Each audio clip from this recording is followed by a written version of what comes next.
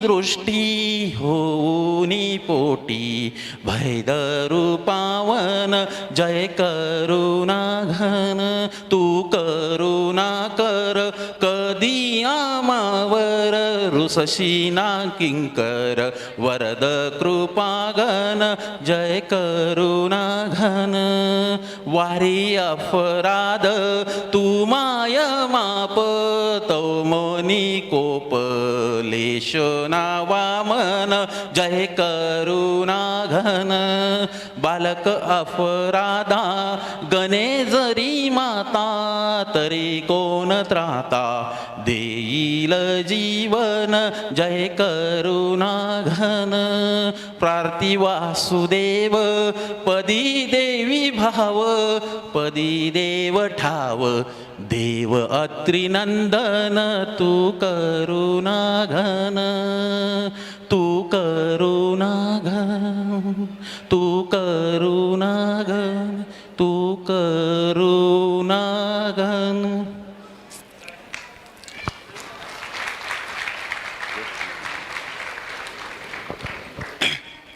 हे बघा आजचा क्षण जो आहे, आता आपले मार्गदर्शन गुरु अविनाश दादा यांचं आगमन झालेलं आहे. तर आजचा क्षण असा आहे, तर बघा तुम्ही गुरुचरित्र वाचता, 2 ऋषीमुनी, 2 सेवेकरी, 2 भाविक भक्त, 2 ऋषीमुनी आहे ना, ज्या टायमाला ते भेटतात एकामेकाला त्या टायमाला काय होतं माहिती आहे का, की त्या टायमाला असं होतं की समजा 2 ऋषी भेटतात किंवा 2 सेवेकरी भेटतात, समजा एक भुसावळचा सेवेकरी आणि एक पुण्याचा सेवेकरी, ते 2 सेवेकरी भेटल्यानंतर एक तिथं एका ऋषीमुनींनी म्हटलं 4 मिले 64 खिले 20 ही कर जोड़ सज्जन को सज्जन मिले खिल गए 7 करोड़. 4 मिले म्हणजे काय, समजा आता मुंबईचे सेवेकरी आणि भुसावळचे सेवेकरी, समजा दोन्ही सेवेकरी ज्या टायमाला भेटतात त्या टायमाला त्यांचे दोन्ही डोळ्यांचे ते दादा त्या सेवेकऱ्यांचे 2-2 डोळे असतात, त्याला म्हणतात 4 मिले. 64 किले म्हणजे जो सेवेकरी असतो त्याच्या मुखात 32 दात असतात, दुसऱ्या सेवेकऱ्याच्या 32 मुखात दात असतात, त्याचं स्मित हास्य होतं, त्याला म्हणतात 64 किले. आणि 20 ही कर जोड म्हणजे त्याला काय म्हणतात, ज्या टायमाला दुसरा सेवेकरी हात जोडतो एकामेकाला, त्याचे 10 हात आपले 10 बोट, त्याला म्हणतात 20 ही कर जोड.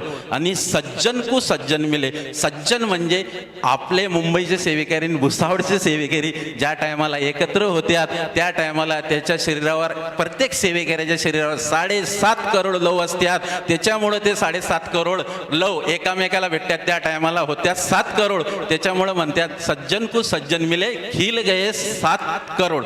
श्री स्वामी समर्थ. श्री स्वामी समर्थ. धन्यवाद दादा. मी आपल्या आदरणीय श्री अविनाश दादा यांना विनंती करते की त्यांनी दीप प्रज्वलन करून पुढील कार्यक्रमाची सुरुवात करावी. श्री स्वामी समर्थ.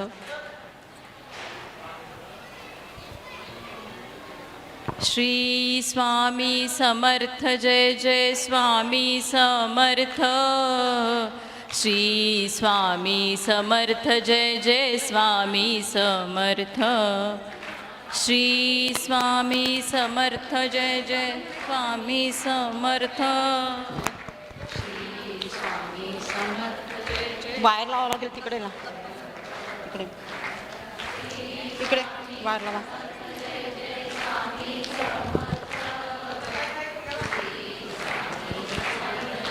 गाणं लावते.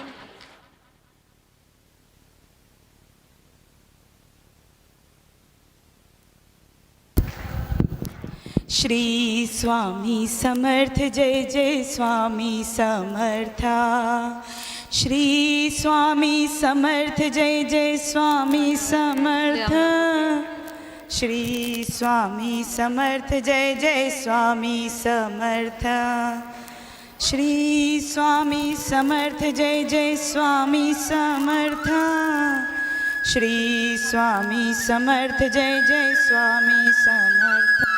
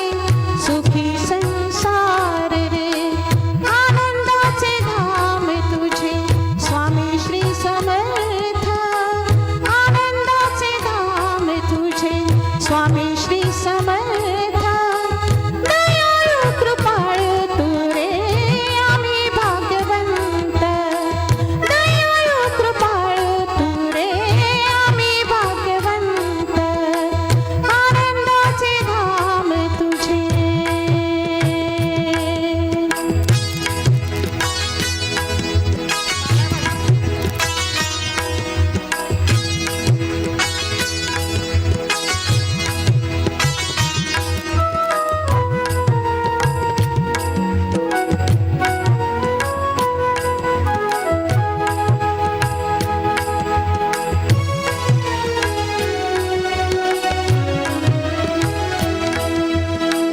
दुःखितांची सेवा करुणी करा अन्नदान रे दुःखितांची सेवा करुणी करा अन्नदान रे दान पुण्य करतो तोची आहे पुण्यवान रे दान पुण्य करतो तोची आहे पुण्यवान रे सदा राहावी अंतर्मनी माणुसकीचे भान रे सदा राहावी अंतर्मनी माणुसकीचे भान रे स्वामी दत्त दिगंबरा हो द्याही वरदान रे स्वामी दत्त दिगंबरा हो द्याही वरदान रे आनंदाचे धाम तुझे स्वामी श्री समर्थ आनंदाचे धाम तुझे स्वामी श्री समर्थ दयाळू कृपाळू तू रे आम्ही भाग्यवंत दयाळू कृपाळू तू रे आम्ही भाग्यवंत आनंदाचे धाम तुझे धन्यवाद. श्री स्वामी समर्थ.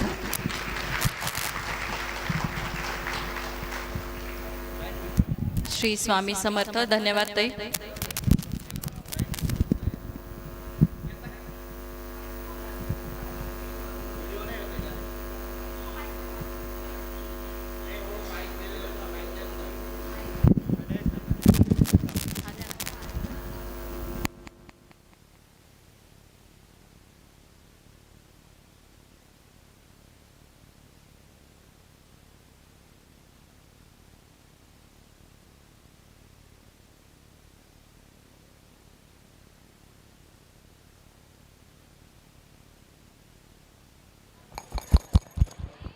श्री स्वामी समर्थ.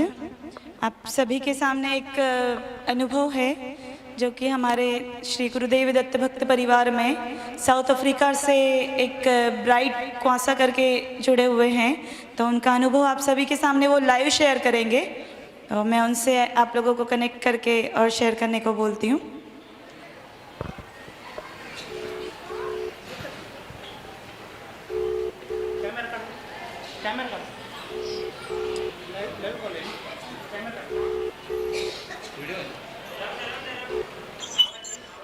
Hello, bride. Are you hearing me? Hello. Yeah, good afternoon. Yeah. Just share your experience, which you shared before. Okay. Yeah. Give your introduction to all. They all are in front of you. Yeah. Okay.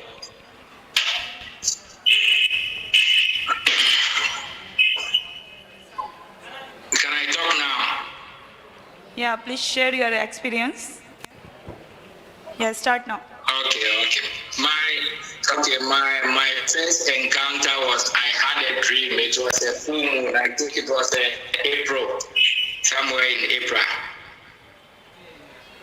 I had a dream, and the first dream is like there was a lady who came to me in the dream, and the lady, they wanted me to buy them a bread. So when I took my wallet, I wanted to give them the money. I wanted to give the lady money. Something told me, no, don't give that one money. So I decided to go to a shop and buy the bread for her. So when I was going with her, that lady I was following the lady to the shop. And the lady was appearing, disappearing, appearing, disappearing. So when I got to the shop, I saw the lady entering to the shop. But when I got there, the lady was not there in the shop. So I saw an Indian, and they were having this red thread on their hands. They were men. So I asked them. The lady came to me to buy her a bread, but the lady is not here. And he said, "Okay, did I give the lady money?" And I said, "No, I did not give her money." And he said, "Okay, if it's good for me not to give her money." So the man hold my hand and he said, "No, I should come." And in the shop, they were playing this Swami Samat song. The Swami Samantha, the Swami Samantha. They were playing that music there in the shop. That was my first encounter of hearing that music. So the man he hold my hand and said, "Okay, is this the lady?" And I said, "Yeah, it's the lady." And he said, "Okay, it's good that I did not give that lady the money." So when I wake up, I told my uncle about the dream, and he said, "No, I have to go to the temple." That particular day was a full moon, so I have to go to the temple and tell the priest about the dream. It was my first time of going to the temple. So when I went there, I met the priest and I told the priest about the dream and all those things, and he said, "Okay, I'm welcome. And whatever I have, I should just go to the deities and pray." So I went there and I prayed, and since then I became a Hindu. That was my first encounter of hearing that music, Sri Swami Samat music. Yeah. And the second one was after going to the temple. It's like I had a dream, another dream, and in the dream it's like I was following a lot of people. I don't know where we were going. And when I was just following them. I didn't know where I was going. So I got to a point, like they were asking of passport and those things before they will allow you to cross. So when I got there, the lady who was checking the passport, he just said, Sri Swami Samat, what are you doing here? And I said, I don't know where I'm going. And he said, no, these people that I'm following, where they are going, they are all dead. So I shouldn't follow them. I should go back. And the lady gave me back my passport. So when I was coming, it's like in the dream, I was playing that music. Sri Swami Samata J.J. Swami. So I was playing that music like I was playing it in the dream. And like I was crying in the dream. I was very sad in the dream, and I was playing that music. So that was my second encounter of having that dream about Sri Swami Samarth. Shri Swami Samarth, right? Thank you very much. Thank you. Okay. Yes. I'll just explain your experience in Hindi. Okay. In my office. बघा त्यांच्याकडे स्वामींचा photo आहे दाखवताय आपल्याला दिसतंय का सर्वांना स्क्रीनवर दादा स्क्रीनवर दाखवा त्यांच्याकडे स्वामींचा फोटो आहे बघा सर्वांनी श्री स्वामी समर्थ महाराज की thank you so much bright okay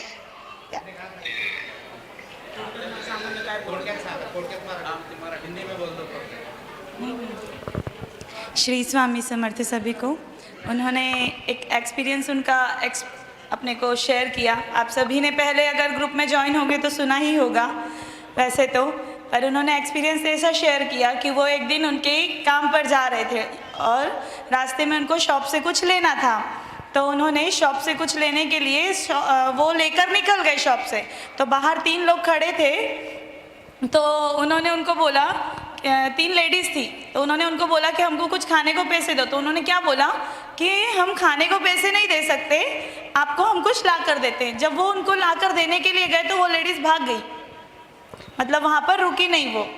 तो उनको वो शॉपकीपर ने बोला, मतलब जो दुकानदार रहते हैं उन्होंने कहा कि आप गलत मतलब उस पर जा रहे थे और वो उनको नहीं देना चाहिए, वो ऐसे लोग नहीं है कि जिनको देना चाहिए। तो उन्होंने बोला कि वो खाना क्यों नहीं लेते, उनको पैसे ही क्यों चाहिए। तो वो शॉपकीपर के वहाँ पर वो स्वामी की सेवा करते थे और वहाँ पर साउथ अफ्रीका में श्री स्वामी समर्थ जय जय स्वामी समर्थ का गाना चल रहा था और उस शॉपकीपर के दाएं हाथ पर कुमकुम से त्रिकाल वो जो बनता है, त्रिपुंड होता है, वो निकाला हुआ था। तो उसको बहुत आश्चर्य हुआ, उस दिन उसको इतना मन भर आया और अचानक से उसके मन में इतनी भावना जग गई स्वामी के प्रति, वो इतना जागृत हो गया उसको। मतलब वो शॉपकीपर ने बोला कि आप गलत रास्ते पर जा रहे थे और अब आप स्वामी सेवा में मतलब कर सकते हैं। उस दिन से उसने स्वामी के प्रति इतनी भक्ति करी और वो खुद भी नहीं जानता है उसको अपने ग्रुप की लिंक कहाँ से मिली है। वो YouTube देखते देखते वैशाली ताई के YouTube लिंक तक पहुँचे। वैशाली ताई ने बोला कि ऐसा ऐसा है, उन्होंने नंबर दिया, तब हम उनसे बात किया तो वो बोले मुझे भी नहीं पता कि मैं कहाँ से कहाँ पहुँचा। और आज उनको अपने गुरुदेव दत्त भक्त परिवार की जितनी भी मार्गदर्शन मीटिंग्स होती हैं वो उनको एक्सप्लेन किया जाता है इंग्लिश में। उसके बाद में वो आज खुद के घर में पूरा क्रिश्चियन, मतलब वो क्रिश्चियन थे, धर्म चेंज करके स्वामी समर्थ धर्म अपनाया है, सनातन हिंदू धर्म अपनाया है। तो इस बात के लिए जोरदार ताली हो जाए और हमें गर्व होना चाहिए कि हम सनातनी हैं, स्वामी समर्थ भक्त हैं। श्री स्वामी समर्थ। धन्यवाद अभिरुचिताई। श्री स्वामी समर्थ। गुरु गोविंद दियो खडे काके लागू पाय, बलिहारी गुरु आपने जिन गोविंद दियो मिलाय। श्री स्वामी समर्थ। गुरूंच्या सानिध्यात आपल्याला देवांचे दर्शन होत असते, गुरूंच्या सानिध्यात आपल्याला देवांचे दर्शन होत असते। हाच तर सद्गुरूंच्या दर्शनाचा महिमा असतो। हा सोहळा म्हणजेच गुरूंचे मार्गदर्शन व सत्संग या दोन गुरूंचा सोहळा म्हणजे गुरूंचे मार्गदर्शन व सत्संग या दोन्ही गोष्टींची आपल्या भक्तांच्या दृष्टीने पर्वणीच असते। या कार्यक्रमाच्या प्रस्तावनेसाठी मी आमंत्रित करते वंदनाताई यांना। वंदनाताई यांना मी विनंती करते की त्यांनी प्रस्तावना करावी। श्री स्वामी समर्थ। सर्वांना श्री स्वामी समर्थ। डॉक्युमेंटरी दाखवा प्लीज। अजी सोनियाचा दिनो वर्षे अमृताचा गणू, अजी सोनियाचा दिनो वर्षे अमृताचा घनू, अजी सोनियाचा दिनो हरी पाहिला रे, हरी पाहिला रे, अजी सोनियाचा दिनू वर्षे अमृताचा गणू, अजी सोनियाचा दिनू सभायभ्यंतरी अवघा व्यापक मुरारी, हरी पाहिला रे, हरी पाहिला रे, अजी सोनियाचा दिनू वर्षे अमृताचा गणू, अजी सोनियाचा दिनू। श्री गुरुदेव दत्त आध्यात्मिक विकास सेवा मार्गाच्या वतीने जमलेल्या सर्व गुरुदेव दत्त भक्त भाविकांचे मी मनापासून स्वागत करते।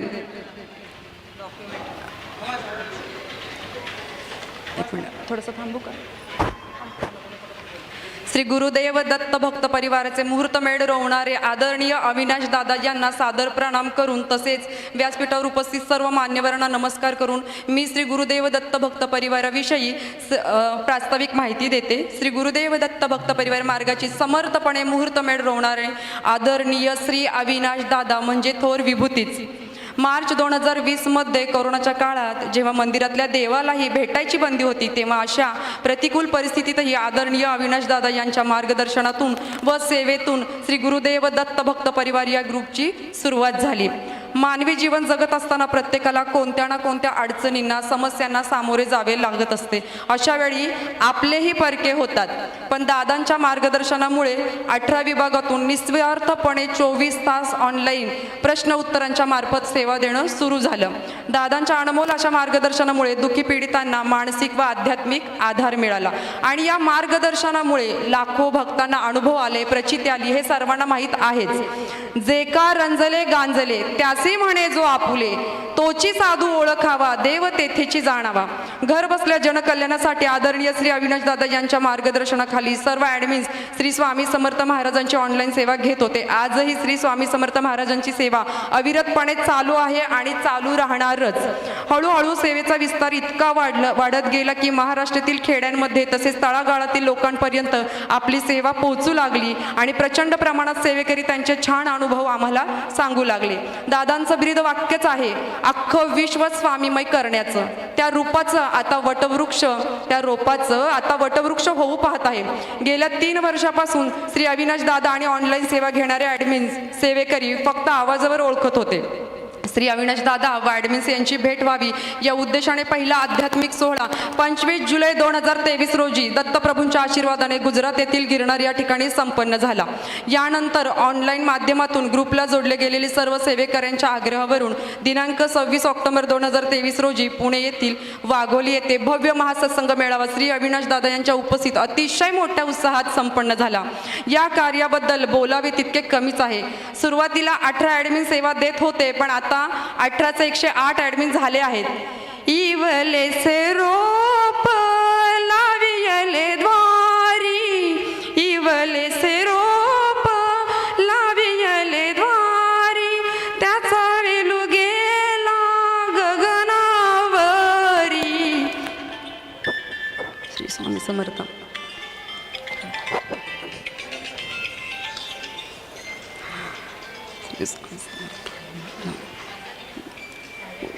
या कार्याबद्दल बोलावे तितके कमीच आहे. आम्ही सर्व ॲडमिन्स अतिशय भाग्यशाली आहोत की अशा थोर विभूतीबरोबर जोडले गेलो. दादा नेहमी म्हणतात की पुण्याचा साठा असल्याशिवाय किंवा त्या पिढीमध्ये आधी दत्तभक्ती केल्याशिवाय या ग्रुपला जोडणे शक्य नाही आणि त्याचा अनुभव मी स्वतः घेतला आहे. आम्हा ॲडमिनना वेळोवेळी स्वामी सेवा कशी करावी, स्वामी सेवा कसा असावा, नित्यपूजा कशी करावी किंवा छोट्या छोट्या गोष्टीही माहीत नव्हत्या, पण दादांच्या सेवेमुळे आणि मार्गदर्शनामुळे सहज, सुंदर आणि सोप्या सेवा आम्हाला समजल्या. पण फक्त मूर्तीपूजा, होम हवन यामध्येच न अडकता मानवता धर्म कसा जपावा तो आधी जपावा माणुसकी, आणि हे प्रत्येक मीटिंगमधून दादाने आपल्याला शिकवले. कुठल्याच ग्रंथात मिळणार नाही किंवा वेळ काढून आपल्यालाही इतके ग्रंथ वाचता येणार नाही किंवा त्यातला अर्थ आपल्याला समजणार नाही.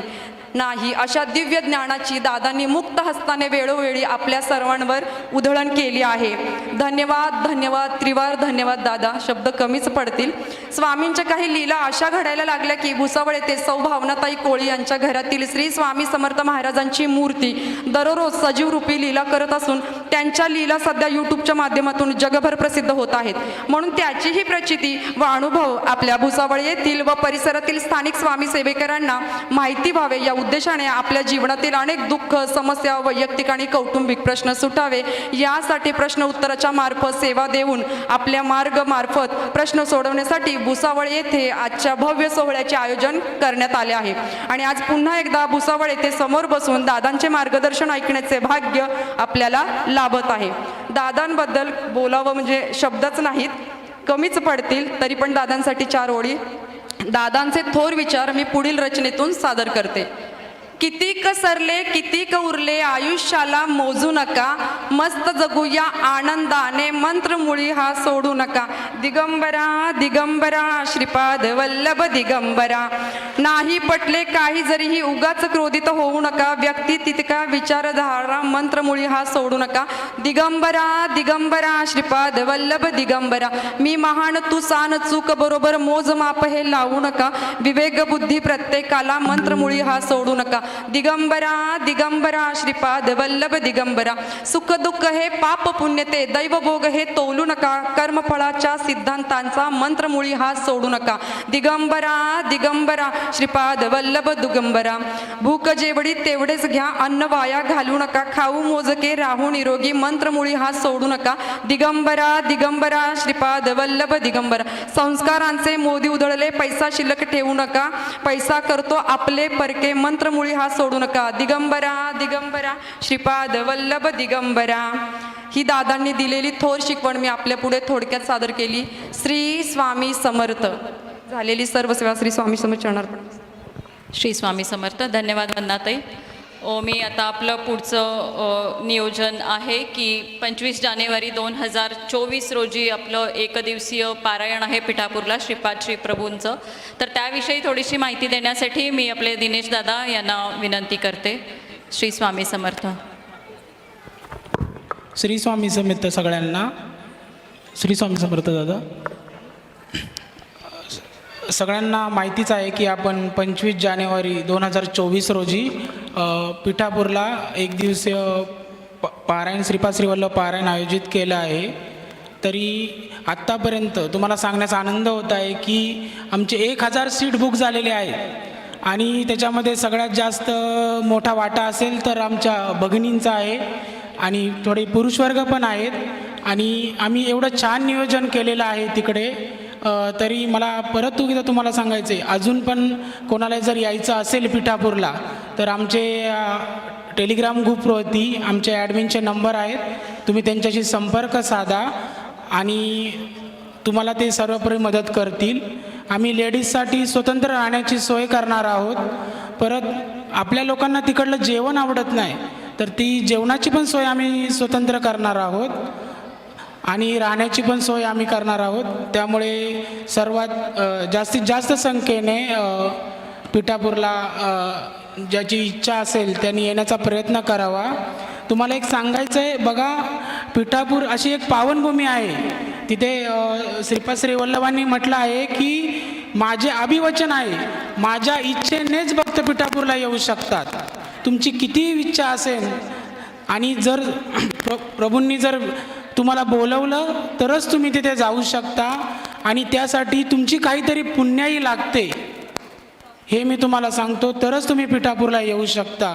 तरी आमच्या सगळ्यांची इच्छा आहे की आमचा हा नयनदीपक सोहळा सगळ्यांनी पिठापूरला येऊन अनुभवावा. आणि तुम्हाला परत एकदा सांगतो, तुम्हाला बुकिंगसाठी आमचे जे ॲडमिन आहे त्यांच्याशी तुम्ही संपर्क साधा. आम्हाला तुमच्या सहकार्याची अपेक्षा आहे. तुमच्याकडून जेवढं आम्हाला सहकार्य होईल तेवढी जास्त संख्येने आपण तिथे उपस्थित राहू. श्री स्वामी समर्थ. धन्यवाद दिनेश दादा. तर पिठापूरविषयीच अजून थोडंसं मार्गदर्शन करण्यासाठी मी रविदादांना विनंती करते. रविदादा. श्री स्वामी समर्थ. चलो पिठापूर, चलो पिठापूर, चलो पिठापूर.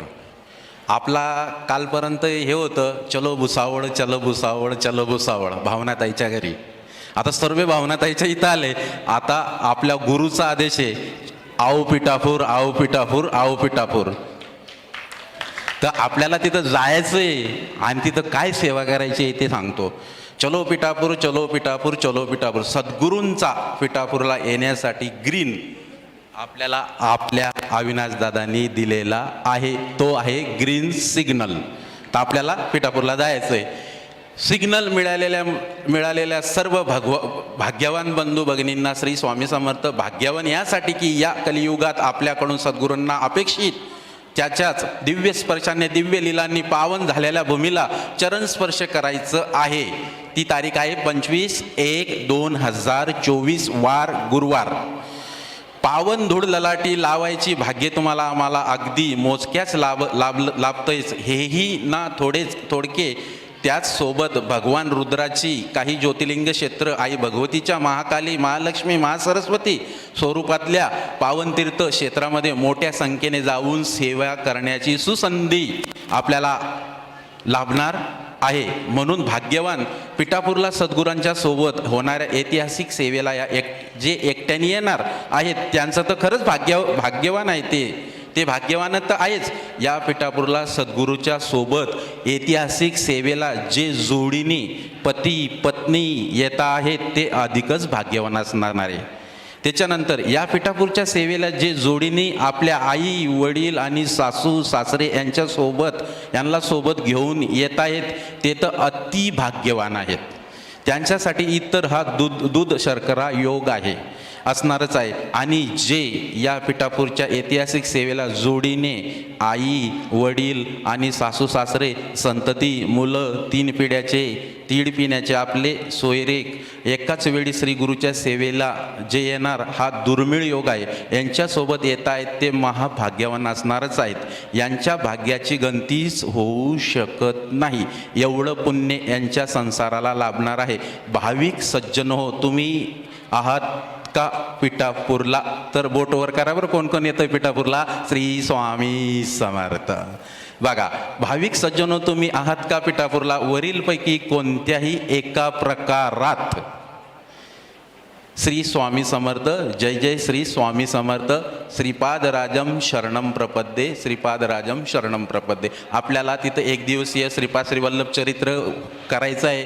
त्या दिवशी दूध शर्करा योग आहे, गुरुवार आहे, गुरुपुष्पामृत आहे आणि त्या पावनभूमीत आणि आपल्या दादांच्या सोबत आपल्याला तिथं श्रीपाद श्रीवल्लभ चरित्र करायचं आहे. तर सर्वांनी कृपया करून यावेच. श्री स्वामी समर्थ. धन्यवाद रविदादा. श्री स्वामी समर्थ. या संपूर्ण सोहळ्याचे प्रेरणास्थान आपले मार्गदर्शक गुरु यांच्या अमूल्य विचारांसाठी आपले कान आतुर झाले आहे. आपले मन भरून घेण्यासाठी, त्यांचे शब्द हृदयात साठवण्यासाठी आपण सर्व आतुर आहोत. ज्यांना आपण रोज बुधवार आणि शनिवार ऑनलाईन ऐकतो, आज ते आपल्याला फेस टू फेस आपण त्यांचं मार्गदर्शन ऐकणार आहे. तर मी आपले आदरणीय अविनाश दादा यांना विनंती करते की आम्हा सर्व भक्तांना आपण हितगुज करावे, आपण मार्गदर्शन करावे. श्री स्वामी समर्थ. सगळ्यांना सांगा दादांचं मार्गदर्शन झालं, कोणी उठू नये. दादांचं मार्गदर्शन झाल्यानंतर कुणी उठू नये. सगळ्यांना दर्शन घ्यायचे, पण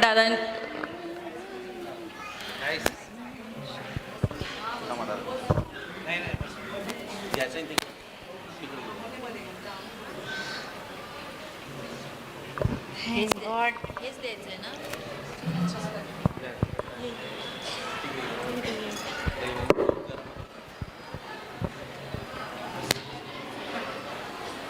हे घ्या.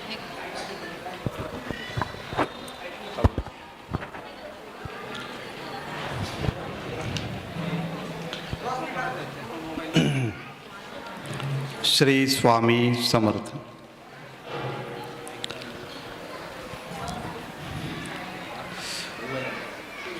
गुरुर्ब्रह्मा गुरुर्विष्णू गुरुर्देव महेश्वरा, गुरुर साक्षात परब्रह्म तस्मै श्री गुरुवे नमः.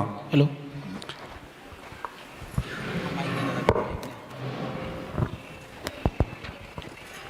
श्री स्वामी समर्थ. आपल्या ह्या 30 तारखेनिमित्त भुसावळला आपण एक कार्यक्रम ठेवला.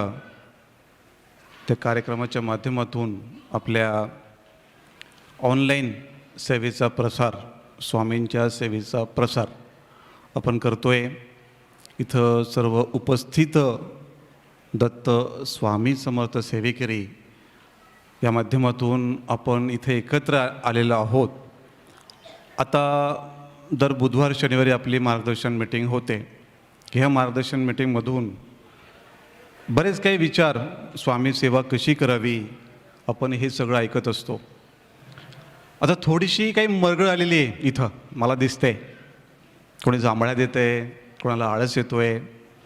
थोडी आपण आता मरगळ झटकून टाकू बरं जरा. आपल्याला काही जास्त वेळ घ्यायचा नाही, थोडंच आपल्याला बोलायचं आहे आणि जे काही स्वामींचा आशीर्वाद घ्यायचा आहे, जे विचार घरी घेऊन जायचे आहेत, आपण दिवसभर किंवा ज्या स्वामींच्या सेवा करतो त्या सेवा कशा असतात, कशासाठी आपण सेवा करतो, आपल्याला एक नवीन प्रकारचा उत्साह मिळावा आणि या माध्यमातून ती ऊर्जा प्रदान व्हावी, त्यासाठी सर्वांनी आहे त्या ठिकाणी एकदम तड बसायचं आहे. समर्थ सेवेकरी आहात आपण आणि आपण साधना करणारे सेवेकरी. साधना म्हणजे काय? आपण पारायण करतो, जप तप करतो आणि त्या माध्यमातून आपल्याला काहीतरी मिळवायचं असतं. जो आळस असतो आपला तो निघायला पाहिजे आणि त्या माध्यमातून आपण अनेक प्रकारच्या सेवा घेत असतो. गेल्या 26 ऑक्टोबरला पुण्याला कार्यक्रम झाला. तो आमचा प्रथम कार्यक्रम होता आणि त्या कार्यक्रमामध्ये आपण आपल्या कार्याची ओळख परिचय करून घेतली. त्या माध्यमातून आता तसंच आपला एक ओळख परिचय श्री गुरुदेव दत्त परिवाराच्या माध्यमातून आपण ऑनलाईन म्हणजे नेमकं काय? आता नवीनच फॅड निघालं आहे सगळ्या ठिकाणी. ऑनलाईन शॉपिंग, ऑनलाईन मार्केटिंग, सगळं काही ऑनलाईन आहे. महाराजांनी तर नवीन काढलं आहे ऑनलाईन आशीर्वाद. तुम्ही आमच्या मीटिंगला या. मीटिंगला आल्यावरती सेवेकरी कुठलीच सेवा न करता एकच शब्द बोलतात, दादा माझा मुलगा इंटरव्ह्यूला चालला आहे, आशीर्वाद पाहिजे. दादा असं असं काम करायला जायचं आहे, आशीर्वाद पाहिजे. इथून फक्त आशीर्वाद भेटला, दुसऱ्या दिवशी त्याला लगेच ऑर्डर येते. ते स्वामींचं कुठलं कार्य चाललं आहे? ऑनलाईन आशीर्वाद. आता महाराजसुद्धा मॉडर्न झालेत आणि त्या माध्यमातून एक हाक मारता क्षणी लोकांची कामं होत आहेत आणि घर बसल्या सगळं. कुठे जायची गरज नाही, ब्राह्मण शोधायची गरज नाही, कुठले उपद्याप करायची गरज नाही, कुठली बुवाबाजी, तंत्र मंत्र यंत्र हा प्रकार काहीच नाही. जे ग्रंथांचं ज्ञान तुम्हाला ते मोबाईल थ्रू मिळतं आहे. मोबाईलचा वापर तर बरेच लोक करतात, तो कसा करतात प्रत्येकाला माहिती आहे. पण आपण हे माध्यम कशासाठी निवडलं आहे? धार्मिक, आध्यात्मिक. आणि त्या माध्यमातून आपले प्रश्न सुटले पाहिजेत. प्रश्न सुटणं ठीक आहे, पण आपल्या खऱ्या आयुष्याचा प्रश्न काय ते खूप महत्त्वाचं आहे. आयुष्याचा प्रश्नाच्या शिल्लक नाही राहिला पाहिजे. तर ते अध्यात्म. दिवसेंदिवस आपले अनेक प्रश्न वाढत आहेत आणि प्रश्न वाढणं म्हणजे हे फार कठीण काम आहे. आयुष्यात कधीही प्रश्न वाढणं म्हणजे आपण आध्यात्मिक नाहीत, आपला अभ्यास कच्चा आहे. तर अध्यात्म नेमकं काय असतं हे फार कठीण शास्त्र आहे. ते आपण सोपं करण्याचा प्रयत्न म्हणजे आमची ऑनलाईन सेवा. सकाळी 6:30 वाजता आपल्याकडे सध्या हवन चालू आहे. गायत्री सहस्रनाम, ललिता सहस्रनाम स्तोत्र. आणि आपण ह्या कलियुगामध्ये, घणघोर कलियुगामध्ये, हे विज्ञानवाद युगामध्ये हवन घेऊन सगळे विसरले लोक. आणि रोज आमच्या सकाळी 700 ते 800 लोक घर बसल्या हवन करतात. आणि हवन त्या माध्यमातून त्यांना अद्भुत अशा ऊर्जा त्या ठिकाणी प्राप्त होत असतात. तसंच संध्याकाळी आमची 7ला रुद्रसेवा चालू आहे. त्या रुद्रसेवेच्या माध्यमातून 121 दिवसाचा संकल्प सोडलेला आहे. आणि त्या रुद्रसेवेमध्ये तुम्हाला संस्कृत वाचता येत नाही, तुम्हाला सेवा कशी करायची ते माहीत नाही, पण निदान तुम्ही महादेवाच्या पिंडीवरती अभिषेक करून तेवढं ते ऑनलाईन मोबाईल जरी चालू करून दिला आणि ते तीर्थ एखाद्या रोगी व्यक्तीला जर दिलं, अद्भुत लाभ होतात. एवढे लाभ होतात की तुम्हाला दवाखाना बंद करावा लागतो. डायबिटीस असो, BP असो, वाताचे प्रकार, डोक्याचे विकार, असे अनेक प्रकारचे आजार तुमचे 0 मिनिटात ते रुद्रतीर्थाने जातात. आणि हळूहळू तुम्हाला ते अद्भुत शिवाची सेवा कळते. त्या माध्यमातून घरबसल्या उपचार तुम्हाला मिळतात. त्यासाठी कुठे गुरु शोधायची गरज पडत नाही. संध्याकाळची मीटिंग असते 10ची, त्यात विष्णू सहस्रनाम, रामरक्षा, 11 वेळेस श्री स्वामी समर्थ माळी, कालभैरवाष्टक, ह्या सेवा नित्याच्या एवढ्या होतात त्या नित्याच्या सेवांमध्ये अद्भुत ऊर्जा आणि आपण परमेश्वराशी कुठेतरी कनेक्ट होतो आणि आपल्याला अध्यात्माची वाट सरळ कुठेतरी सापडते. आता अध्यात्म म्हणजे नेमकं काय? विषय फार कठीण आहे, अनेकांना जमला नाही आहे, त्यात सगळेच अपूर्ण आहेत. अध्यात्म म्हणजे काय? आपलं अंतरात्म्याचं ज्ञान. आता अंतरात्म्याचं ज्ञान कुठून शोधायचं? आपल्याला कोण सांगेन? किती ग्रंथ वाचले? आपल्याला फक्त एवढं एकच माहिती आहे, देवाजवळ जायचं, कुठेतरी काहीतरी चमत्कार होतो आणि ते चमत्काराला नमस्कार करायचं आणि तो बाबा झाला, तो महाराज झाला. अडचण आली की त्याला विचारायचं, विषय सोडून द्यायचा. चमत्कार म्हणजे अध्यात्म मुळात नाहीच आहे. चमत्कार म्हणजे अध्यात्म नाही. छोट्या छोट्या रिद्धिसिद्धी असतात, त्याचे अनेक प्रकार असतात. पाण्यावर चालणं, अनेकांचे आजार बरे करणं, मृत्यूवरती मात करणं, मेलेला व्यक्ती जिवंत करणं. तर ह्या सिद्धीचे प्रकार असतात, पण याचा आणि अध्यात्माशी अजिबात काही संबंध नाही. आता स्वामी महाराज अक्कलकोटला आले. जरा महाराजांचं चरित्र वाचा. आपण स्वामी चरित्र वाचतो, त्याच्यामध्ये महाराजांनी चमत्काराला महत्त्व दिलं आहे का? संपूर्ण भारत भ्रमंती करून महाराज अक्कलकोटला आले, खंडोबाच्या मंदिरात बसले. 3 दिवसपर्यंत कुठे कचरा कुंडीत, नाल्यात असे महाराज बसून राहत होते. एवढी मोठी विभूती आहे, त्या गावच्या लोकांना कळत नव्हतं. आणि त्यांची स्वतःची वैयक्तिक प्रसिद्धी होऊ नये म्हणून स्वामी कधी जनमानसात आले नाही. एक वेड्याचं रूप घेऊन स्वामी बसलेले. स्वामींना ओळखणार कोण? मग काही मुस्लिम खंडोबाच्या मंदिरात आलेत आणि हा वेडाबुवा इथं बसलेला आहे, याची आपण मस्करी करूया, टिंगल करूया, ह्या उद्देशाने त्या ठिकाणी आलेत. महाराजांना रिकामी चिलीम त्याने दिली आणि सांगितलं की महाराज ही चिलीम तुम्ही होडा. स्वामींनी बघितलं खालीवर चिलीम. महाराज वेड्याच्या अवस्थेत होते आणि त्या क्षणी चिलीम उडायला सुरुवात केली. त्यातनं धूर निघायला लागला. त्या मुस्लिमांना वाटलं की कोणीतरी ही विभूती आहे, म्हणून स्वामींना त्याने नमन केलं आणि माफी मागितली आणि त्यांना सांगितलं की महाराज आपण आमच्या घरी येणार का जेवायला? पण त्यातला एक मुस्लिम म्हणाला, अरे आपण पवित्र माणसं, आपण मांस खातो, हे हिंदूंची देवता, हिंदूंचे देव, आपण कसं यांना बोलवू शकतो? महाराज शांतच. पण त्या गावी सोळाप्पा होता.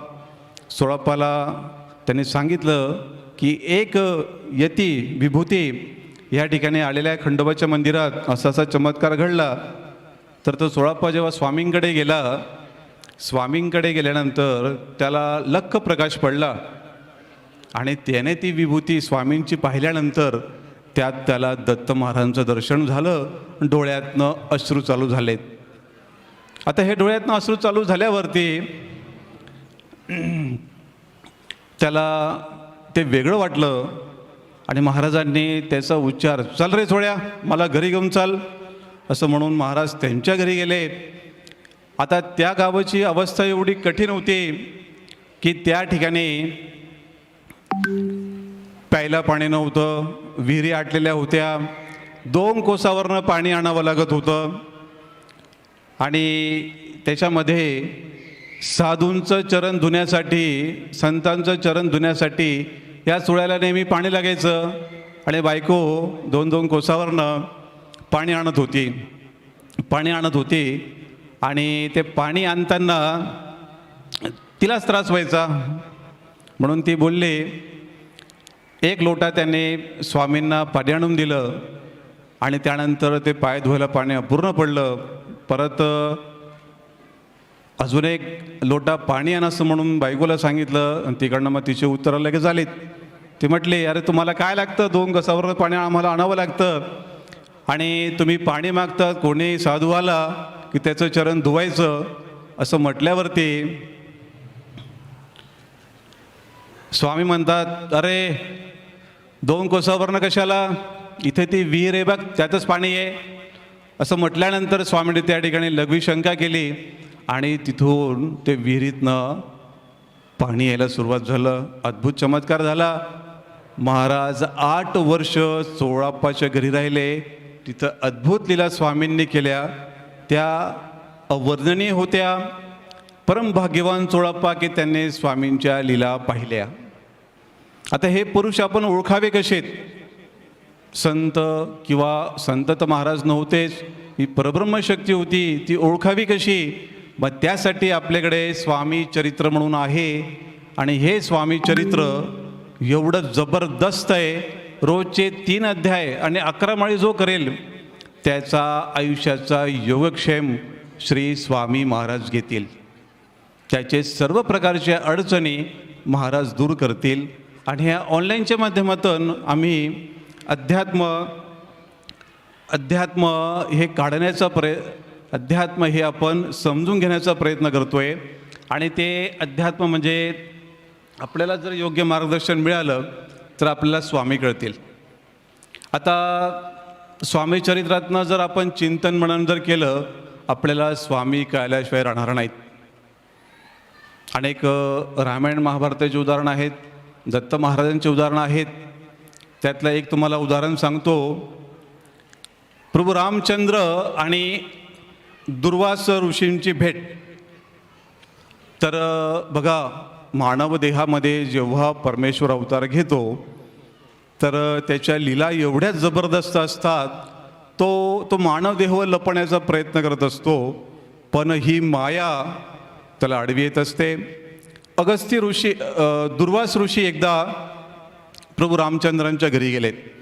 त्यांना कळलं की विष्णूचा अवतार या पृथ्वीवरती घेतलेला आहे आणि तो अवतार लपून ठेवला आहे, म्हणजे तो प्रकाशात आला नाही आहे आणि मला त्या विष्णू अवताराची परीक्षा घ्यायची आहे. म्हणून दुर्वास अयोध्येला आलेत आणि सरळ 8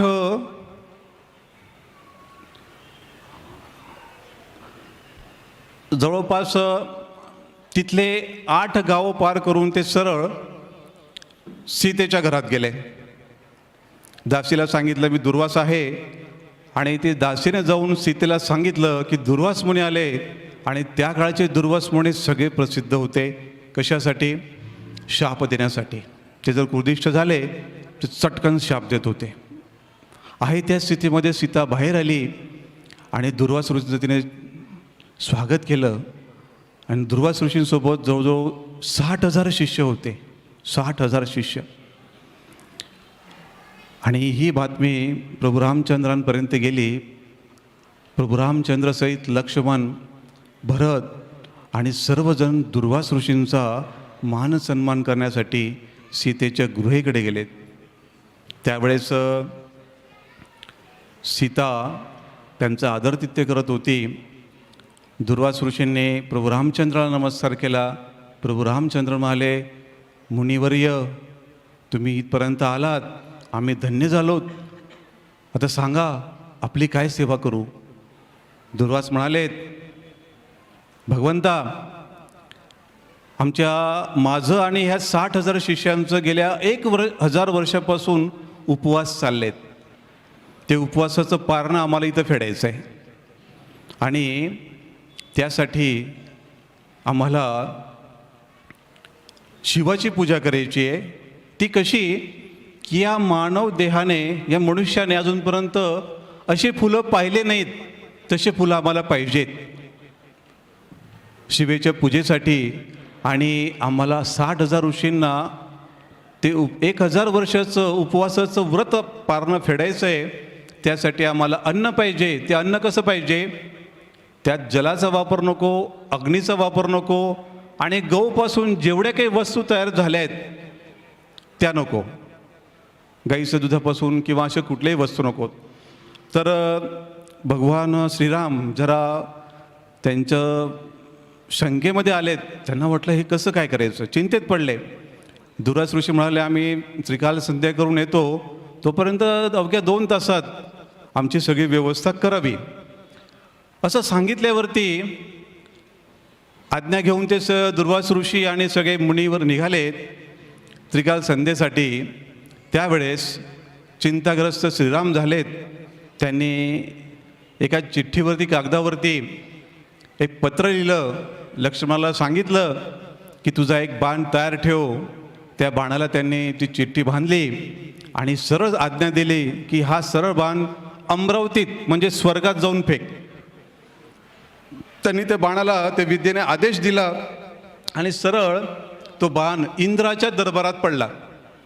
इंद्राच्या दरबारात असा बाण पडला, तो बाण रामाचा आहे. इंद्राला कळालं, चिठ्ठी उघडली, त्याच्यामध्ये काय लिहिलेलं होतं, इंद्रा मी तुला वारंवार नमन करतो, पण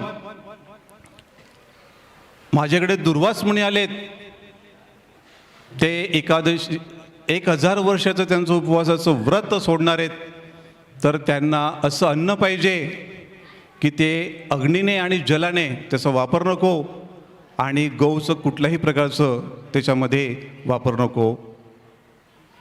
सोबत असं फूल पाहिजे की ते पृथ्वीवरती मनुष्याला दुर्लभ आहे, मनुष्याने कधी पाहिलं नाही. आणि आदेश दिला क्षीराब्दीमधून कल्पवृक्ष आणि पारिजात वृक्ष पृथ्वीवरती आण. आणि या गोष्टीकडे जर दुर्लक्ष केलं, प्रभूंनी सरळ लिहून टाकलं की रावणाला जे बाण मारले होते ते अजून माझ्याकडे संरक्षित आहेत, हे लक्षात ठेव, माझ्या भात्यामध्ये अजून ते बाण पडलेत. असा विचार केल्याबरोबर लगेचच तो इंद्रासहित पंचमहाभूत क्षीराब्दीचे स्वर्गामध्ये क्षीराब्दीला कल्पवृक्ष आणि पारिजात ह्या 2, कल्पवृक्ष म्हणजे काय, अश्वत्थ वृक्ष म्हणजे काय, पिंपळ, स्वर्गातून इंद्राने पारिजात ह्या दोघी गोष्टी तात्काळ हजर केल्यात पृथ्वीवरती आणि अयोध्येला त्यांनी आणल्यात. सोबत सर्व इंद्राचा परिवार पंचमहाभूतासहित. आता एवढ्यामध्ये तिकडे दुर्वास ऋषी विचार करत होते की हा श्रीराम अजून मला गेला त्यावेळेस चिंताक्रांतच दिसला, आताही चिंताक्रांतच असेल असं म्हणून हा काही योजना करतो का, म्हणून त्यांनी एका ऋषीला सांगितलं गुपचप जाऊन जायचं आणि बघायचं यांचं काय नियोजन चाललं आहे. 60,000 व्यक्तींचं जेवण 2 तासात कसं होईल. म्हणून तो ऋषी गुप्त रूपामध्ये आला, त्याने पाहिलं कल्पवृक्ष आणि पारिजातकाखाली प्रभू रामचंद्र बसले आणि त्यांची सगळी सेवा करतायत देवलोक.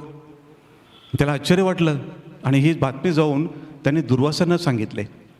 दुर्वास मुनी त्यांचं त्रिकाल संध्या करून सर्व 60,000 ऋषी परत सीतेच्या धामामध्ये येतात आणि त्यावेळेस ते जे बघतात की प्रभू रामचंद्र त्यांची सेवा करत असतात, इंद्रादी देवता, आणि त्यावेळेसच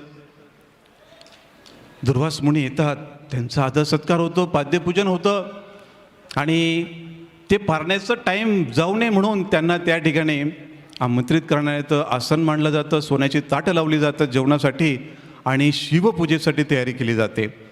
आणि त्यावेळेस त्यांना शिवपूजेसाठी पारिजातकाचे फुलं दिले जातात. ते भूमीवरती तेव्हा त्या काळी पारिजात नव्हतं, ते शिवाची पूजा केली जाते. सर्व ऋषीश्वरांना बसवून त्यांचं पाद्यपूजन करून त्या ठिकाणी सोन्याच्या ताटात त्यांना टाकले जातात.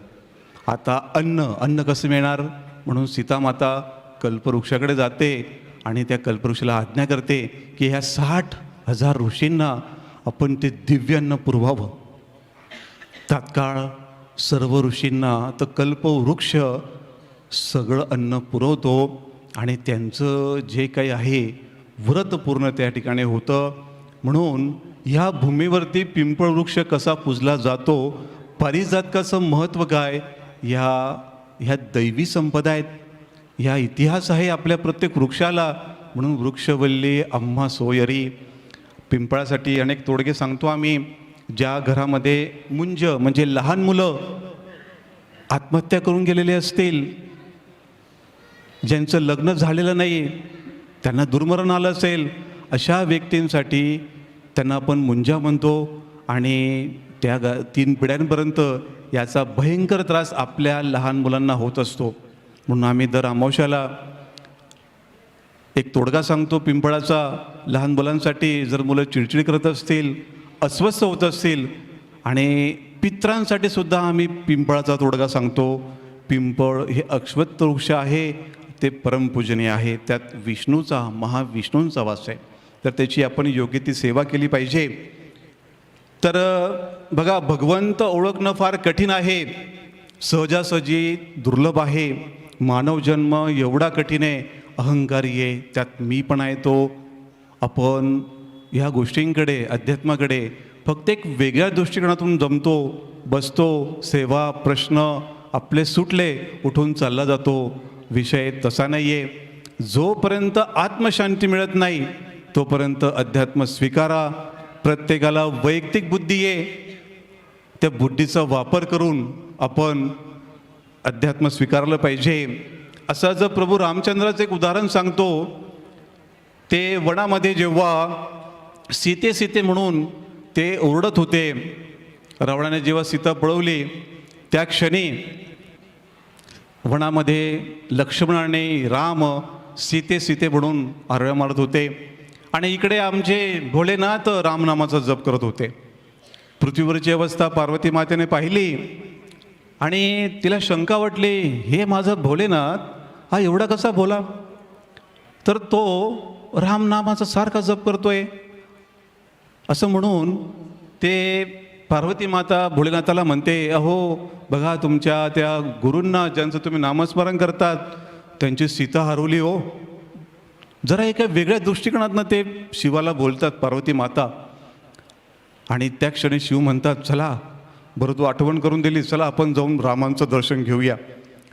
ती जरा खोचक बुद्धीने शिवाला बोलली आणि ती खोचक बुद्धी एवढी कठीण होती की शिवाला लागलं, अरे हे परब्रह्म हे अजून पार्वतीने ओळखलं नाही आहे, म्हणून चला आपण शिवाच्या दर्शनाला जाऊया, रामाच्या दर्शनाला जाऊया. म्हणून त्या वनामध्ये पार्वती माता आणि शिव गुराख्याचं रूप घेतात, गुरं चारणाऱ्याचं. आणि ते रूप घेऊन जेव्हा त्या ठिकाणी येतात आणि राम आणि सीतेचा शोध घेत असतात, सीते सीते म्हणून आरळी मारतात. मध्येच गुराख्याच्या रूपामध्ये शिव पार्वती आलेले असतात. प्रभू रामचंद्र त्यांना नमन करतात, एकमेकांना गुरु संबोधतात. त्या ठिकाणी दोघांचं संभाषण होतं आणि जरा चिंतित पडते पार्वती.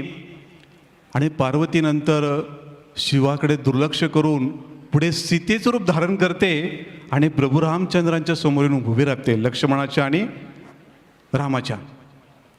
तर त्यावेळेस लक्ष्मण म्हणतो, माते आता सर तुम्ही दर्शन दिलं आणि परत आपण सीते मातेच्या रूपात दर्शन देताय. असं म्हटल्यानंतर तिला वाटतं, अरे यांनी तर आपल्याला ओळखलं. आणि त्यावेळेस भगवंत श्रीराम त्यांना विशाल विराट स्वरूपात, विश्वस्वरूपात दर्शन देतात. जे दर्शन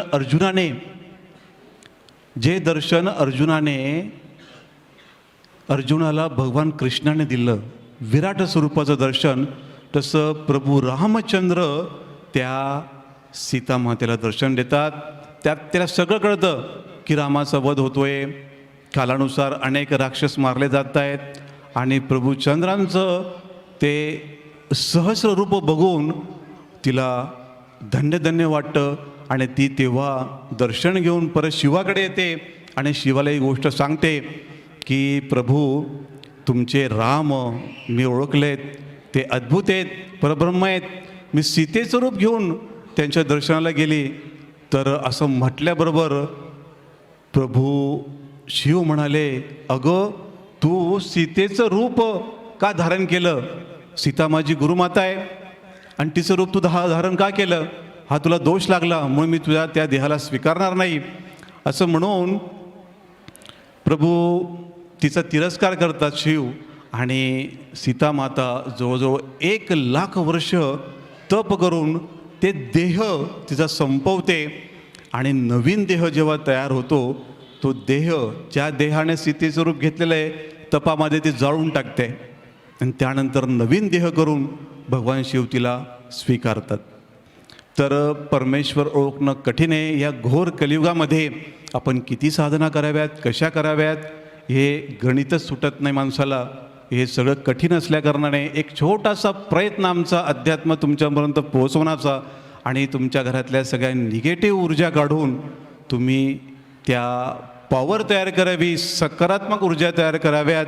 घराघरांमध्ये पितरांना सद्गती दिली पाहिजे. कुलदेवी कुलदेवतांचे सर्व प्रकारचे मान सन्मान, ग्रामदेवतांचे मान सन्मान आपल्याकडनं व्हायला पाहिजे. जर आपण कुलदेवतेचा मान सन्मान जर केला नाही तर आपल्या घरांमध्ये संकट यायला वेळ लागत नाही. मुलामुलींची झालेली लग्न उद्ध्वस्त होतात, मुलं मुली घरी बसतात, आर्थिक अडचणी निर्माण होतात. म्हणून आपण 3.5 शक्तिपीठांमधले आधी कुलदेवीचा मान सन्मान केला पाहिजे.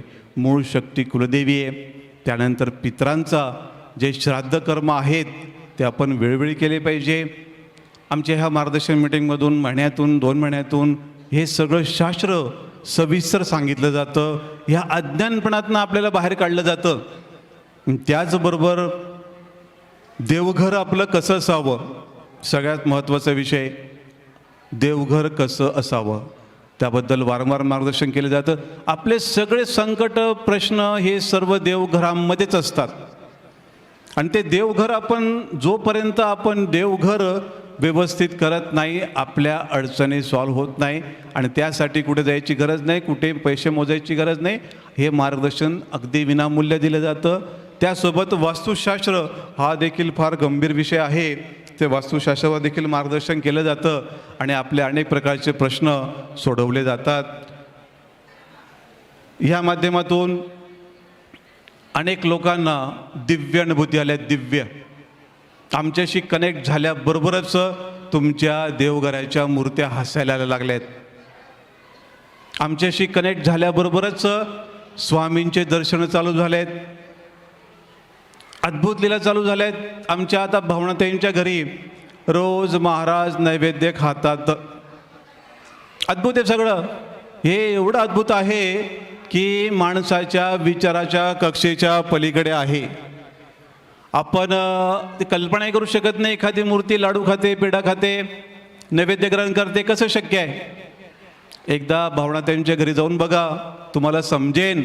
श्रद्धेने जर गेलात, नैवेद्य घेऊन जा काहीतरी आणि महाराजांना सांगा, महाराज हा नैवेद्य खा, थोडा वेळ थांबा, तिथं सेवा करा, तुमचा नैवेद्य महाराज उष्टावतातच.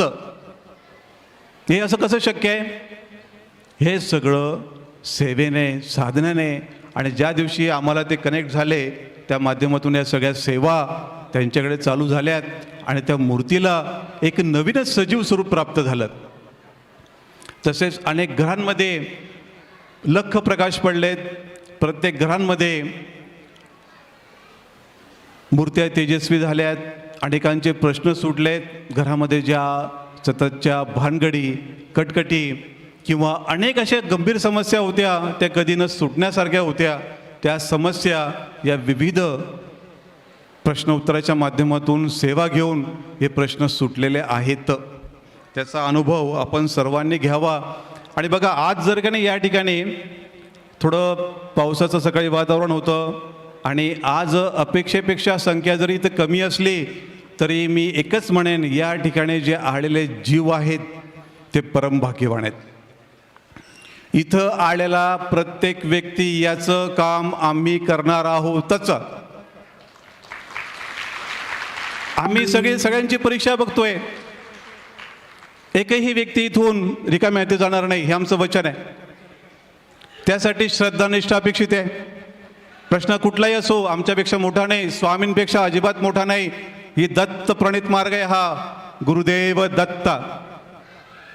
विश्वाच्या जेवढे मार्ग आहेत हे दत्त चरणातूनच पुढे जातात. हे एवढं विशाल तत्व आहे. विश्वामध्ये 45,000 संत कार्यरत असतात. 45,000 संत, त्यांचं आराध्य, त्यांची गुरुप्रणाली, यांचं सगळ्यांचं मूळ दत्त महाराज आहेत. आणि सर्व इथं आम्ही मूळ खोड पकडलंय. म्हणून इथं कुठलीही समस्या असली, ही समस्या सुटल्याशिवाय राहत नाही. त्यासाठी आम्हाला कनेक्ट होणं महत्त्वाचं आहे. आज जरी इथं संख्या कमी असली, पुढच्या वर्षी आम्ही येऊ, इथं लाखाने संख्या असेल. कशाने लाखाने संख्या असेल तर इथं तुम्हाला आलेल्या सगळ्यांना अनुभव मिळाला असेल. आम्ही जो प्रचार प्रसार केला, आमच्या फक्त भावनाताई आणि लक्ष्मीताई यांनी खूप मेहनत घेतली आहे या कार्यक्रमासाठी. आणि आमचं 2 ते 3 दिवसापासून त्यांच्याकडे पूर्ण लक्ष होतं. त्यांच्या घरी अद्भुत लीला चालल्या आहेत स्वामींच्या. त्याचबरोबर आमच्या कुंभारदादांच्या घरी पुण्याला जो आम्ही कार्यक्रम मेळावा घेतला त्या ठिकाणी अजूनसुद्धा आमचे दादा 12-12 तास सेवेत असतात. अनेकांचे दुःखितांचे प्रश्न सोडवत असतात. महाराज त्यांच्याकडनं अद्भुत लीला करून घेत आहेत. हे सगळं कशामुळे घडतं आहे? याचं मागचं तात्पर्य काय? आम्हाला स्वतःचं मोठेपण मिरवायचं आहे का? नाही, आम्हाला स्वामींचं कार्य करायचं आहे आणि कार्यासाठीच आपला जन्म आहे. महाराजांनी आपल्याला जन्म दिलेला आहे स्वामी कार्यासाठी. फक्त एवढीच गोष्ट लक्षात ठेवायची आणि ज्योतीने ज्योत पेटवायचे. तुम्हाला जे ज्ञान मिळालं अनेकांना देण्याचा प्रयत्न करायचा. तुमचे प्रश्न सुटले तसं अनेकांसाठी सांगायचं. आता या ठिकाणी किती लोक जमलेत मला माहीत नाही, पण प्रत्येकाने कमीत कमी महिन्याकाठी 10 सेवेकरी हे ऑनलाईन ग्रुपमध्ये टाकावेत. तुम्ही ज्यावेळेस हे 10 सेवेकरी ऑनलाईन ग्रुपमध्ये टाकणार तर तुमचं महाराज न सेवा करता कामं करतील आणि त्यांचे प्रश्न जेव्हा सुटतील, ज्यांना तुम्ही या ग्रुपमध्ये ॲड केले त्यांचा आत्मा तुम्हाला न कळत रेडीमेड आशीर्वाद देऊन जाईल. मग त्याला तुम्हाला गुरुचरित्र पारायणची गरज पडणार नाही किंवा कुठल्या याची गरज पडणार नाही. त्यांचे प्रश्न सुटले तर ते एकच म्हणेल, त्या अमुक अमुक व्यक्तीने मग तो मार्ग मला दाखवला आणि त्याच्यामुळे माझा प्रश्न सुटला. तर तो सरळ आत्मा त्यांचा तुम्हाला सरळ सरळ आशीर्वाद देऊन जाईल. खरं सांगतो, माझी तब्येत बरी नव्हती आणि इथं येऊन बोलण्याची सुद्धा मला ताकद नव्हती, पण समर्थ शक्ती फार वेगळी असते आणि त्या माध्यमातून तुम्ही इथपर्यंत आलात आणि हा आपला कार्यक्रम अतिशय सुंदरपणे झाला. मी एकच म्हणेन, बघा, मनुष्य जन्म परत परत मिळत नाही. मी अजून 10 मिनटं घेईल, तुमच्या जास्त वेळ घेणार नाही. मी बोलायला बसलो 2-2 तास बोलतो, कारण आम्ही आध्यात्मिक वेडे लोक आहेत. जन्मताच आमची कोणतीच प्रगती नाही, फक्त परमेश्वर दर्शन, भेट आणि ते ज्ञान यासाठीच आमचा जन्म आहे. आणि आमचं असं आहे की आमच्या संपर्कात आल्यानंतर त्या व्यक्तीचं परिवर्तन व्हायलाच पाहिजे, आमचा दृढ निश्चय असतो आणि त्या माध्यमातून आम्ही कार्य करतो. सगळ्यात महत्त्वाचा विषय या ठिकाणी की आमच्या स्टँडी लावले आहेत का? स्टँडी कुठे आहेत ना?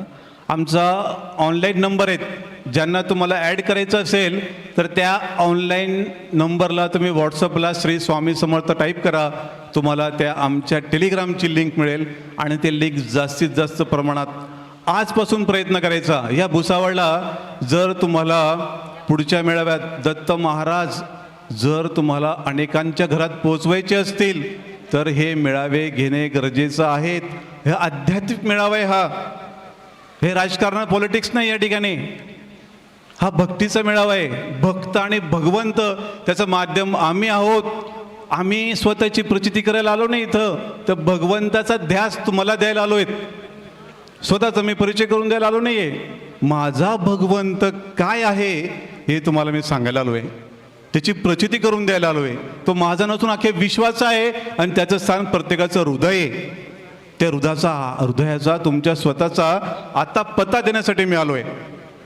मी कधी बोलताना कुठलीच तयारी करत नाही, गरज नाही, विषयच नाही. मला तासन तास बोलायची सवय. बघा, हा जो स्टँडी आहे याच्यावरती आपल्याला आमच्या व्हॉट्सअपचा, इकडे पुढे आण ना त्याला, व्हॉट्सअपचा नंबर दिलेला आहे. ह्या नंबरवरती आपण जास्तीत जास्त संख्येने लोकांना ॲड करावं आणि एकदा फक्त तुम्ही ॲड व्हा. ॲड झाल्यानंतर महिन्याभरात बघा तुम्हाला काय अनुभव येतात. फक्त आमची मार्गदर्शन मीटिंग आहे का, सोबत आमच्या सेवेमध्ये ॲड व्हा. काहीच वेळ लागणार नाही विश्व स्वामीमय करायला. आपल्याला कुठल्याही प्रकारचं राजकारण न करता आपल्याला साधं भक्तीचं कारण करायचं आहे. प्रत्येक घरात स्वामी पोचवायचं आहे. असा जर निर्णय तुम्ही घेतला तर महाराज तुमच्या कुटुंबाचा स्वतः योगक्षेम चालवतील.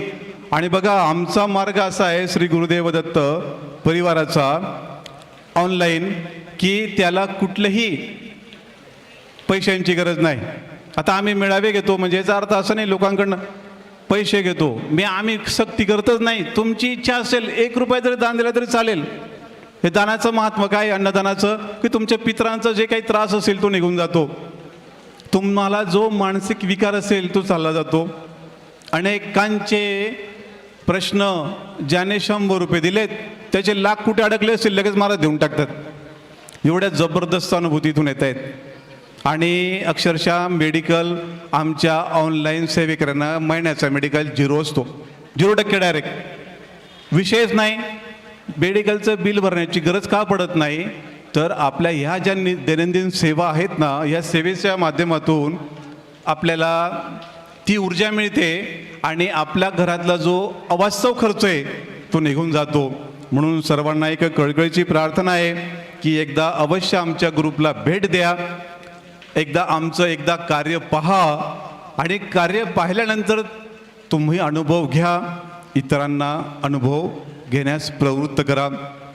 सोबत आम्ही आता पिठापूरविषयी माहिती सांगितली. वर्षातून आम्ही असे 3 दौरे करणार आहेत दत्तस्थानावरती. ते दत्तस्थानावरती नुसतं जाऊन टिपायचं, मान सन्मान करून भेटून घरी परत यायचं, झालं आमचं तीर्थस्नान, असं मुळीच नाही. ती दत्त महाराजांची ऊर्जा तुमच्या घरात आली पाहिजे, तुमच्या अंतरंगात आली पाहिजे आणि त्या स्थानाचं महत्त्व तुम्हाला कळलं पाहिजे. म्हणून आम्ही 1 दिवसीय श्रीपाद चरित्र पारायण पिठापूरला 25 तारखेला ठेवलं आहे, 25 जानेवारीला. तर आजोपर्यंत 1100 सेवेकरांची नावं आलेली आहेत. जर अजून कोणी अपेक्षित असेल तर पिठापूरला आमच्यासोबत या. इतरांसोबत जाण्यापेक्षा एकदा आमच्यासोबत येऊन बघा पिठापूर काय. नाही तुम्हाला वैश्विक ऊर्जा त्या ठिकाणी निर्माण करून दिली, तुमचे अनेक प्रश्न त्या ठिकाणी नाही सुटले तेव्हा बोला. एक अद्भुत सोहळा असेल आणि या सोहळ्याची साक्ष तुम्ही असाल. म्हणून 25 तारखेसाठी जर कुणाला नावं द्यायची असेल तर आमच्या ॲडमिनकडे नावं द्या आणि त्या अद्भुत सोहळ्याचे आपण साक्षीदार व्हा.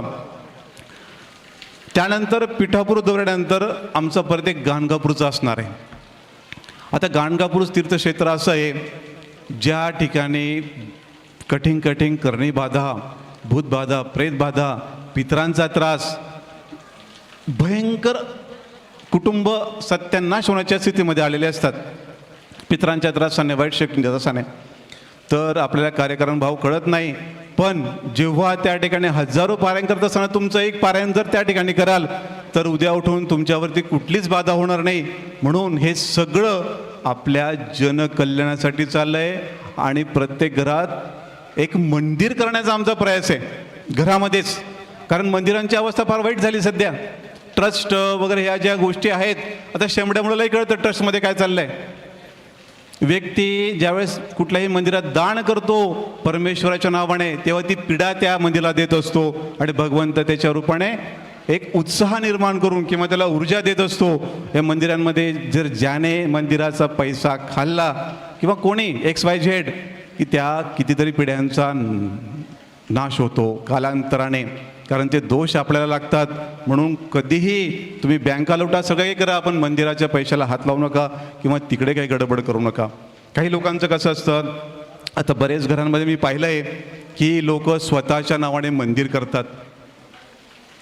स्वतःच्या नावाचं मंदिर, घरात मंदिर किंवा घरात असलेली चालू असलेली सेवा कालांतराने एवढी वाईट असते की तुम्ही असे काही कुटुंब तुमच्या खेड्यापाडी जर असतील एकदा चेक करा की ज्यांनी घरामध्ये मोठमोठ्या मूर्त्या आणि मंदिरांची ऊर्जा निर्माण करण्याचा प्रयत्न केला. कालांतराने त्यांची वंशबुडी झालेली आहे. म्हणून कधीही चुकून दत्ताचं मंदिर, स्वामींचं मंदिर, शिवाचं मंदिर, आमच्याकडे अनेक प्रश्न आलेत. प्रश्न असे आलेत, दादा संततीच होत नाही आहे, दादा एवढं सगळं माझं अफाट ऐश्वर्य आहे, सगळं काही आहे, पण आता सगळं जॉब गेला आहे, आता मरणाच्या स्थितीमध्ये आलं आहे. मग त्यांना सांगतो तुमच्या घरामध्ये काही कोणी मंदिर बांधलं का? हां, आमच्या बाबांनी बांधलं होतं ना. मग त्या मंदिराची अवस्था काय? आता त्या मंदिराची अवस्था अशी, आमचे बाबा चालले गेले शेतामध्ये, भलं मोठं मंदिर आहे, आता ते दुर्लक्ष होतं आहे. मग त्या ठिकाणी सेवाच होत नाही आहे, ते उड्यावर पडलं आहे आणि मी ती इकडे ट्रान्सफर झालो आहे, मला पॉसिबलच नाही ती गोष्ट. आपण त्या काळापुरतं मंदिर करून टाकतो, पण त्या मंदिराची सेवा करणारा ती नियोजन आपण करतो का? आणि कालांतराने ते देवता जसे आशीर्वाद देतात आणि कालांतराने ते शाप पण देतात आणि एवढा भयंकर त्रास होतो घरांमध्ये की तो काढता काढता निघत नाही. त्याला एकमेव पर्याय गुरुदेव दत्त शक्ती. म्हणून घराची मंदिरं करू नयेत, घरामध्ये मोठमोठ्या मूर्त्या ठेवू नयेत आणि आपण मंदिर करायचं असेल तर सार्वजनिक करावं, म्हणजे त्या गावाचा तो दोष राहील. म्हणजे ती जी ट्रस्ट असेल किंवा ते गाव असेल, जर त्या ठिकाणी सेवा झाली नाही तर ते गाव जबाबदार असेल, आपलं एकटं वैयक्तिक कुटुंब जबाबदार असणार नाही. तर हे धर्मशास्त्र आहे, ते आपण समजून घेतलं पाहिजे, याचा विपर्यास करायला नको, ही कळकळीची विनंती. अधिक वेळ न घेता या ठिकाणी मी माझं हे जे काही मार्गदर्शन आहे हे संपवतो आणि आपल्या सर्वांची रजा घेतो. एक शेवटी जाता जाता स्वामींचा एक मंत्र म्हणतो, शिवहर शंकर नमामि शंकर, शिवशंकर शंभो, हे गिरिजापती भवानी शंकर, शिवशंकर शंभो, शिवशंकर शंभो, शिवशंकर शंभो. फक्त आपल्याला काय करायचं आहे, तुम्ही या ठिकाणी इतक्या लांबून आलात सर्वजण आणि आता इथून काहीतरी घेऊन जाण्याचा एक योग आहे, इथून ऊर्जा आपल्याला प्राप्त करायची आहे. आता आम्ही पुण्याला 26 ऑक्टोबरला फक्त 5 मिनटाचं ध्यान करायला सांगितलं होतं. 5 मिनटाच्या ध्यानामध्ये लोकांना बघा तासन तास ध्यान करणं, तप करणं 12-12 वर्षाची, त्यांना भगवंत मिळत नाही, दिसत नाही. आणि ह्या 5 मिनटाच्या ध्यानामध्ये दत्त महाराजांची रूप 26 ऑक्टोबरला हजारो सेविकांना 5 मिनिटाच्या ध्यानात दिसलेत. ही सगळी क्रिया काय असते, या ठिकाणी प्रभू आलेत. मान्य आम्हाला हे भुसावळचे निगेटिव्ह लोकांचं जास्त आहे, इथे निगेटिव्ह ऊर्जा प्रचंड आहे. जोही कार्य करायला येतो ना तो राजकारणी होऊन जातो, कार्य बाजूला तो मोठा राजकारण घेऊन बसतो. देवतांची भक्ती, गुरूंची भक्ती ही करणं सिंहाचं काळीज लागतं. गुरूंची भक्ती साधी नाही, देवतांची साधी असेल, कुठल्या देवा भजा तुम्ही देऊन टाकेल तो, पण गुरूंची भक्ती अशी असते, एकदा सिद्ध झाली शंभू त्याच्याकडे येतो नमन करायला. गुरु साक्षात परब्रह्म, शिष्य डायरेक्ट देवांचा देव होऊन जातो. एवढी ताकद गुरूंमध्ये असते.